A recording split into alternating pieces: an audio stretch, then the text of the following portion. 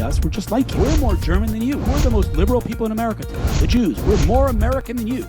Trump is going to be in office for 4 years. We have Mike Huckabee loving Israel, right? All this pro-Israel, pro-Bibi, everybody's close now. The Jews are afraid. They're just sitting back. The Jews are going to sit back. They're going to keep building their shuls, keep building kosher restaurants. They're going to zero in on a few universities where they don't get beat up in the hallways, right? And then the end, it's going to be 2027. There's going to be a new election coming up for 2028, and it's going to be scary. Yeah, so I'm going to push back on that a little bit. I don't think American Jews need a gimmick.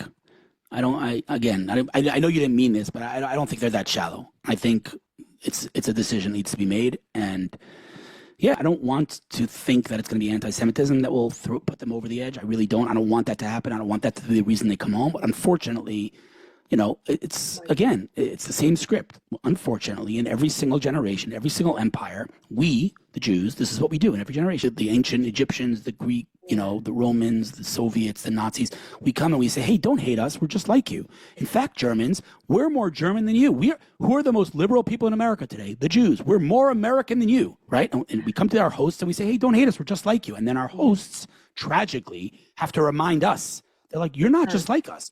We developed a tool to remind you that you're not just like us. It's called anti-Semitism. And then, anti-Semitism goes through the roof, and then we're reminded, unfortunately, when it's too late. So, I don't want to get... Who's reminded? Make it very clear. It's not just the religious Jews that are reminded. It's all Jews. And it doesn't matter how assimilated you are. Right. That's scary. It's so sad to say the following sentence, and it as a family of Holocaust survivors, it's hard for me to say this, but there were literal Jews being led to the gas chambers, asking themselves, why am I even here? I'm not Jewish, I'm German. Why am I being led to, I'm just like the rest of, what am I doing here? And that's the worst. That's the most tragic. At least if you're a proud Jew, you're going to own it. But being led to the gas chambers, not even knowing that you're Jewish, that's just tragic on a different level. So, that is, by the way, a nice segue to an entire other topic, which is, this whole, let's call it PR war that we're fighting online, right? Because why are we losing? We're losing so badly because we don't have a narrative. We should be owning the fact that we are a source of light in this world, but we are apologizing yet again. Oh, don't hate us. Don't hate us. No.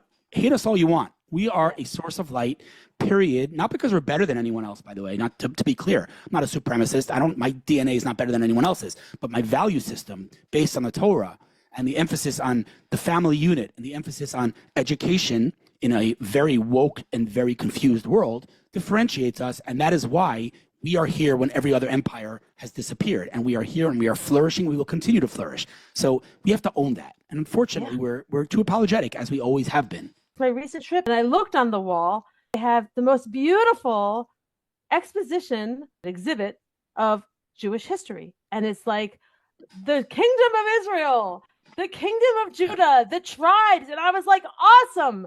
Finally, something we could be proud of, because we are a big nation, an ancient nation with a lot to be proud of. We are not a nation of victims, and I am so sick of it, and I'm so tired of watching the horrible pictures, the sadness and the despair, when it's true. We need to grieve, of course. Okay, war is tragic for everybody. It's tragic for me. I have 2 sons in the army, and the third one going in 3 weeks. All right, I don't get a break at all. Everyone in my yishuv, Susia, you can read the statistics. We have the most fighters of all the yishuvim. Every family here has either a father, a brother, or a son fighting. We've had 4 losses. It's awful, okay? It's very, very sad. And one boy is still in a coma. It's terrible. But then you see the hostages. That's a whole other thing. Everywhere you go in Israel, you see pictures of these hostages. It's awful. And finally, to see something else. And to remind us, yes, we have the Torah. We are an ancient people. We have a rich, rich history. And people just don't seem to remember that. Or if they never knew it, you know what? Now's the time to learn. Yeah. And by the way, just to kind of strengthen your point, what you just described is yet again the dissonance that I keep referring to. It's that internal conflict. On the one hand, I can speak for my brother, right? Obviously, tremendous tragedy on a personal level, tremendous loss, and on the other hand, a tremendous source of pride. He's a national hero of the state of Israel. So your yishuv, your town, right? On the one hand, everyone's fighting, and there are people, who lost their lives, people in coma. It's tragic, but it's also tremendous pride that Jews could stand up and decide how to retaliate and to defend ourselves for the first time in thousands of years.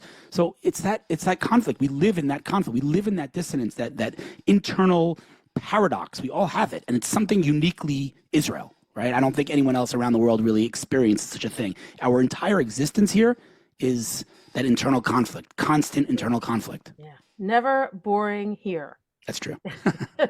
You're not going to find people over medicated here because you need to have your feet on the ground. You really do. People here, you find this power. People sometimes meet me and they say, you wear so many hats, you do so many things. And I'm like, I'm nothing. You should see the women where I live. These people do everything, and I'm sure you can say the same thing in your community. People are superheroes here. Any last words of advice for those sitting on the fence still with a line of excuses? All of the challenges, they're all validated. I understand it's not so easy. I'm oversimplifying. All of it's true. But this is where you belong. No matter how you look at it, whether you look at it from a religious perspective, or if you're a secular Jew, you look at it from a nationalistic perspective, or you're not interested in any of those things, you're looking at it from an anti-Semitism perspective, it's time. And again, open a history book because we know what's about to happen next. You don't want to wait till, I'm not going to say it's too late. You don't want to wait till you're being forced. Make the right decision. It's what's best for you and your family. It might be hard to grasp or to even imagine the scenario of picking up and leaving everything you built. I get it. But again, if you had a gun to your head, you would do exactly that. And unfortunately, whether you realize it or not, you have a gun to your head. It's time to come home. Besides, the best shawarma in this country. And you're getting a free shawarma. What else do you need?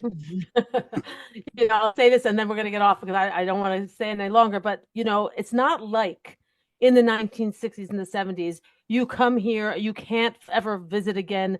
It's too hard to fly. You come here. You could take your time selling your home, rent out your home. The internet works here. You can continue maybe with your job a little bit. You don't have to say goodbye. Probably a lot of your friends are here already. It's a much smaller world today. It is easier today. You don't need to know. This is a very important point. I don't know if you agree with this, but you do not need to have fluent Hebrew or even close. In fact, I would say to you, I don't even have English. I don't have Hebrew on my computer. I've never sent an email in Hebrew in my life. The entire business sector conducts itself in English, and you can get along perfectly in this country with very, very basic Hebrew, and you could learn as you go. But there are endless communities where literally, I live in one. Everyone around me is American. They all came here. They speak basic Hebrew, but you get along fine. So Hebrew is not a barrier. I know that seems like, I don't know the language. Unnecessary. Yeah, you don't need to know the language. You don't need it. You'll learn it. You'll get along. There are a lot of people also who just got here. You're not alone. My parents used to say, why are you living there? I'm not the only American. There are a lot of foreigners here. Yep. It's really a melting pot, and they will welcome you because, they just did it. It's really... It's not foreigners, though. Can we not call them foreigners? They're home. Okay. Those guys are foreigners. Correct. Oh, you're right. All right. They'll become Israeli. You'll become Israeli. That's all. Awesome. Thank you, Hillel.